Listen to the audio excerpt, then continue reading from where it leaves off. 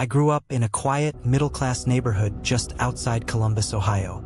It's one of those places where everyone knows which kids belong to which house, and Halloween night is a big deal. Every driveway gets lined with glowing jack-o'-lanterns. Parents sit out on their porches with bowls of candy, and you can hear laughter echoing down the street until about 10 p.m. In 2017, my wife and I bought our first house there. That Halloween, we handed out candy for the first time as homeowners. I remember how excited my wife was. She even bought one of those motion-activated skeletons for the porch. Everything felt normal that night until around 11:30. We were cleaning up when the doorbell rang again. I thought maybe a late teen was making one last round. When I opened the door, no one was there, just our jack-o'-lantern flickering in the cold wind. The next morning, I checked the footage from our new Ring doorbell camera, mostly out of curiosity.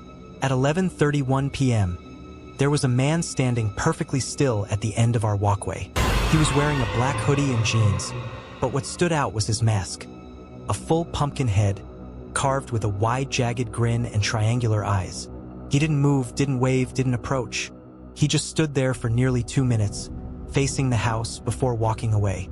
I thought it was creepy, but figured it was some local prank or costume. I even showed a few neighbors, and everyone laughed it off. The next year, Halloween rolled around again. Around 11 p.m., after the last few kids had come by, I remembered the video and decided to check the doorbell feed for fun. My stomach dropped when I saw him again, standing in the exact same spot at almost the exact same time. Same clothes, same carved pumpkin mask, still completely motionless. We hadn't told anyone about it that year. By the third Halloween, my wife was really unsettled. She wanted to leave the porch light off and pretend we weren't home. I agreed, and we stayed inside watching a movie with the blinds drawn. Just before midnight, I couldn't resist checking the live feed. There he was, closer this time, standing right in front of the door. The pumpkin face filled most of the frame.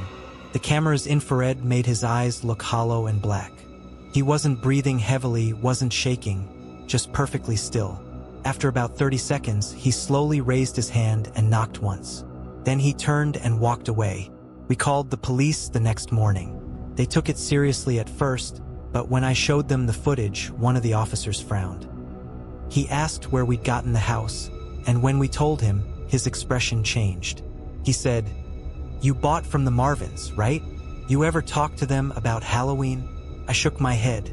He told us that years ago, sometime in the early 1990s, a teenage boy who lived in our house disappeared on Halloween night.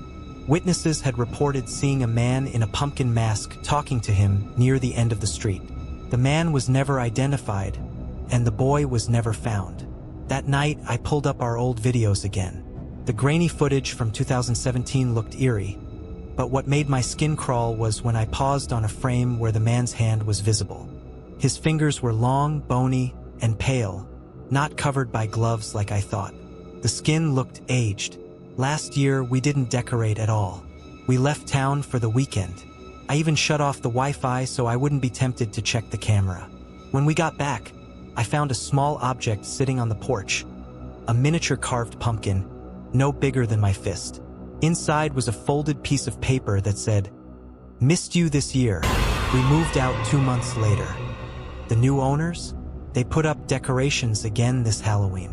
I sometimes check the neighborhood Facebook page, and last week someone posted about a creepy guy in a pumpkin mask scene, standing motionless near our old house.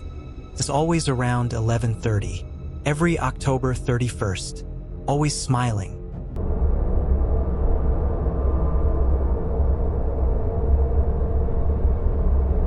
I've lived alone for the past 6 years in a quiet neighborhood on the outskirts of Portland, Oregon. The kind of place where the houses are far enough apart that you can go weeks without seeing your neighbors, but close enough that you still hear kids laughing on Halloween night. When I first moved in, I loved Halloween. It used to remind me of simpler times. My mom baking pumpkin bread, the smell of wet leaves, the sound of little kids running from door to door yelling, "Thank you," before darting off to the next house. After my divorce, I started handing out candy by myself every year. It gave me something to look forward to. I decorate a little, fake cobwebs, orange lights along the porch rail, and a few carved pumpkins, Nothing crazy, but enough that kids knew I was participating. The first strange thing happened in 2019. Halloween night was almost over, maybe 11:45, when my doorbell rang. I remember being surprised because trick-or-treaters rarely come by that late. When I opened the door, there was a child standing on the porch. He looked to be about 8 or 9 years old, wearing a faded wolf costume, the kind made of gray faux fur with a rubber snout mask that covered the top half of his face. The thing was, the costume looked old, like something from the 70s. The fur was matted and dull, and the rubber mask was cracked at the edges. He was holding out a small brown paper bag, not a plastic pumpkin or pillowcase like most kids. I smiled, even though something about him felt off, and said, "Hey there, you're out late." He didn't respond, just kept holding out the bag. I dropped a few fun-sized candy bars inside and said, "There you go, buddy. Be careful out there." He nodded once, then said quietly, "Do you remember me?" Caught me off guard. His voice was muffled under the mask, soft but deliberate. I said, "No, I don't think so." He stood there a moment longer, then turned and walked down the steps without another word. The weirdest part was that he didn't have a parent or anyone waiting at the street, just a small figure disappearing into the dark. I figured maybe it was some awkward kid from the next block. But later that night, when I checked the security camera footage, I noticed something strange.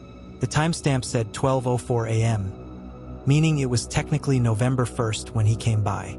And for the 3 minutes before he appeared on camera, the motion sensor hadn't triggered once. No one walking up, no one leaving. He was just suddenly there. The next year, I half expected to see him again. I even stayed up late on purpose. Around 11:50, I turned on the porch light and opened the door, pretending to tidy up the decorations. Sure enough, there he was. Same time, same place, same costume. Only this time, the mask was different. It looked like the same wolf face, but older. More cracked, more misshapen and darker, almost blackened around the eyes. He didn't say anything right away, just held out the same brown paper bag. I gave him candy, my heart pounding, and before I could say anything, he asked again, "Do you remember me?" His voice was lower this time. Not quite a whisper, but quieter, like he didn't want anyone else to hear. I said, "No, I'm sorry, I don't." He nodded slowly, then said, "You will," and walked away. I watched him until he vanished into the shadows at the end of my driveway. That night, I barely slept. The next morning, I checked the footage again. Same thing. No sign of him approaching. No sound of footsteps.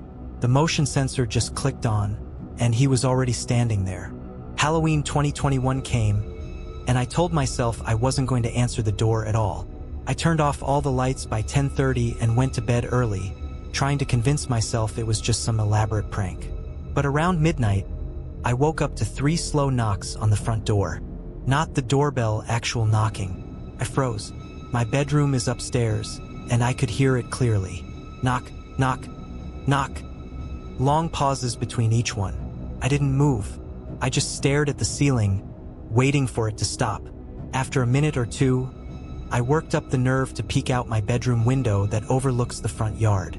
There he was, standing at the bottom of the porch steps, facing the door. Not moving, not even breathing visibly.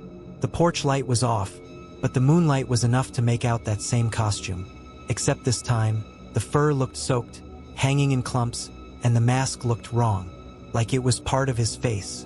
I blinked, and for a moment, I could have sworn I saw his mouth. Not the mask's mouth, move slightly, like he was whispering something. I didn't go downstairs. I just sat there until the knocking stopped. The next morning, when I finally checked the door, there was a single piece of candy on the welcome mat. Not one I'd handed out. It was an old-fashioned caramel in a faded orange wrapper, the kind my grandmother used to buy when I was a kid. That detail bothered me more than I can explain, because when I was around 8 years old, the same age as that boy, I used to go trick-or-treating in a wolf costume my mom made for me. It had gray fur and a rubber snout, just like his. And the last Halloween before my mom passed away, she'd packed a little brown paper bag with homemade caramel candies. I hadn't thought about that night in years, but the memory hit me all at once. The cold air, the porch lights, her waving from the doorway. That was the year I got lost trick-or-treating for nearly an hour. I wandered into a part of town I didn't recognize. A man in a mask found me and brought me home. I never saw his face. I never remembered what happened in between. My mom told me later I'd been missing for nearly 3 hours. Halloween 2022, I left town. I stayed at a friend's cabin 2 hours away. No decorations, no trick-or-treaters. I came home on November 2nd. Everything looked normal except for one thing. Sitting on my porch was a small brown paper bag. Inside were 3 old caramel candies, each one wrapped in that same faded orange paper. No note, no sign of forced entry, just the bag. I threw it away immediately, but that night I couldn't shake the feeling that someone was watching the house. This past Halloween, I finally installed a motion light and multiple cameras. I stayed awake until midnight, staring at the feeds.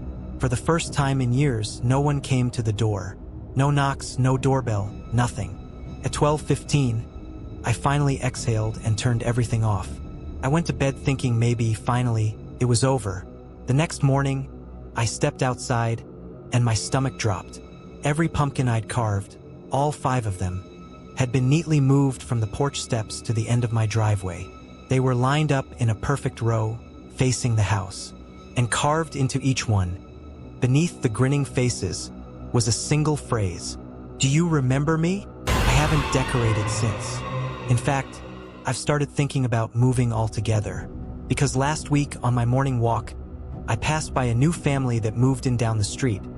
A young couple with a little boy, maybe 8 years old.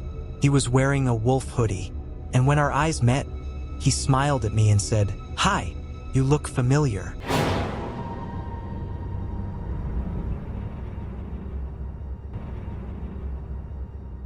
I grew up in a quiet neighborhood in central Pennsylvania, one of those places that still felt like the 90s even in the 2000s. You could ride your bike until dark. Everyone knew each other's kids. And every October the streets would come alive with Halloween decorations. When I was 12, my friends and I took Halloween more seriously than ever. That was the year we decided to map out the entire neighborhood and hit every house we could before curfew. There were 5 of us, me, my best friend Dylan, my next-door neighbor Lily, her little brother Max, and a new kid named Trevor who just moved from out of state. We had it all planned out. Pillowcases for candy, flashlights, costumes layered over hoodies because of the cold. We started around 6 and went until almost 10. By the time we were heading home, the streetlights had gone dim and most houses had already shut off their porch lights. That's when we saw it. At the very end of Willow Creek Drive was a house we didn't recognize. Old, dark gray with a steep roof, no lights on, no decorations, but the front door was open just a crack, and a single orange glow flickered inside. Lily whispered, "That place isn't on our list." Dylan, being Dylan, said, "Come on, one more house. Maybe it's the good kind, the full-size candy bar people." I didn't want to go up there. Even from the street, it looked wrong. Too still, too quiet, like the air itself was heavier around it. But Trevor was already halfway up the walkway, and Max followed him, so I went too. We knocked. No answer. Then a voice from inside, low but clear, said, "Take one each." We all looked at each other. On a small table near the doorway was a wooden bowl filled with what looked like candy. We each grabbed one and left. When I got home, I emptied my pillowcase on the floor to sort the candy. Everything looked normal except for one thing. A small, neatly folded piece of paper, about the size of a fortune from a cookie. It must have been what I thought was wrapped candy from that last house. First, I thought it was a prank, but when I unfolded it, my stomach tightened. Said, in neat handwriting, "I saw you drop your flashlight near the fence." That was impossible. I had dropped my flashlight earlier that night near an old white picket fence, 2 blocks away from that house. No one had been there except my friends. I asked them the next day if they'd gotten anything weird. Dylan shrugged it off. Just candy. But later that week, Lily came over and said quietly, "Mine had a note too." Hers read, "Your brother shouldn't be out this late." Max was 8. We didn't talk about it again for a while. A year went by. Halloween came again. We were all 13 now, too old to trick or treat, but we still went out for fun. Hoodies instead of costumes. Around 9:30, Dylan said, "Let's check that creepy house again." I told him no. I wanted nothing to do with it. But curiosity got the better of us, and we went. This time, the house looked completely abandoned. Windows boarded up, weeds grown tall, the door chained shut. Still, someone had placed a plastic pumpkin pail on the porch. Inside were folded papers. No candy, just papers. Dylan laughed, grabbed one, and said, "Free horror souvenirs." That night, I found a note in my own mailbox. Not in the pumpkin, my mailbox. It was written in the same handwriting as before. "You came back." We told our parents, who brushed it off as a neighborhood prank. My dad even walked to the end of Willow Creek Drive the next day. When he came back, he said there wasn't any house there. Just an overgrown lot and some half-collapsed fencing. I didn't believe him until I biked there myself. He was right. The house was gone. The mailbox, the walkway, everything. Just an empty patch of land covered in weeds, like it had never been there. But here's the part that still makes my skin crawl. When I got home that day, there was another note taped to our front door. It said, "I liked your old flashlight." I didn't trick or treat again after that. But over the years, I started noticing something that kept me up at night. Every Halloween, no matter where I was, high school, college, even when I moved to Pittsburgh, I'd find a small folded piece of paper on October 31st. Sometimes it was slipped under my dorm door, sometimes in my jacket pocket. They always said something personal, something small, something that proved whoever wrote them knew me. You still drop things when you're scared. You look older, but I recognize you. I tried to ignore them, to convince myself it was an elaborate joke. But then last year, one of the notes arrived in my mailbox again. No stamp, no return address. It read, "I found new friends." The next day, I saw on Facebook that Dylan and Lily, who still lived in our hometown, had both gotten the same note. Lily messaged me, panicking. She said Max had been missing since Halloween night. They found his bike near the end of Willow Creek Drive. The police report said he'd last been seen going toward an abandoned house. This Halloween, I moved apartments just to get away from it all. I didn't decorate, didn't open the door for anyone. Around 10 p.m., I heard something slide under my door. Another note. My hands were shaking when I picked it up. This one wasn't handwritten. It was printed like it had been made on a typewriter. The message was short. "You shouldn't have taken one." I still don't know if that house ever really existed, or if it only appears for certain people. But if you ever find yourself trick-or-treating and you see an old gray house with a single orange light flickering inside, don't take anything from it, because whatever you take, it remembers you. If you made it this far, thank you for listening. Some stories stay with you, even when the lights come back on. Maybe they're just legend, or maybe they're memories someone tried to forget. Either way, next time you hear a knock after midnight, or see a shadow that wasn't there before, don't be so quick to tell yourself it's nothing, because sometimes it's something. This is Silent Hour. I'll see you in the dark.